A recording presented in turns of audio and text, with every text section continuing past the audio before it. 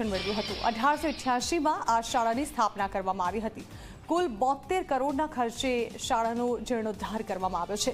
બાળકોને અત્યાધુનિક શિક્ષણ મળે તેવો પ્રયાસ કરવામાં આવી રહ્યો છે। નવી ટેકનોલોજીથી શિક્ષણ અને નૈતિક મૂલ્યોનો સંગમ કરતું સંકુલ એટલે પ્રેરણા સંકુલ। આઈઆઈટી ગાંધીનગરે અહીં કોર્સ ડિઝાઇન કર્યો છે। તો પ્રેરણા સંકુલ જેનો પણ જીર્ણોદ્ધાર કરવામાં આવ્યો છે અને તેને ખાસ આજે તેના માટે અમિત શાહ પહોંચ્યા હતા।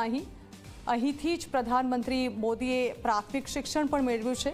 ત્યારે હવે આ 1888માં સ્થાપિત થયેલી શાળા જેનો જીર્ણોદ્ધાર કર્યા બાદ તેના અલગ જ રૂપ રંગ જોવા મળી રહ્યા છે। સાથે જ તેમાં ખાસ વાત એ છે કે અહીં જે કોર્સ છે તે આઈઆઈટી ગાંધીનગર દ્વારા ડિઝાઇન કરવામાં આવ્યો છે।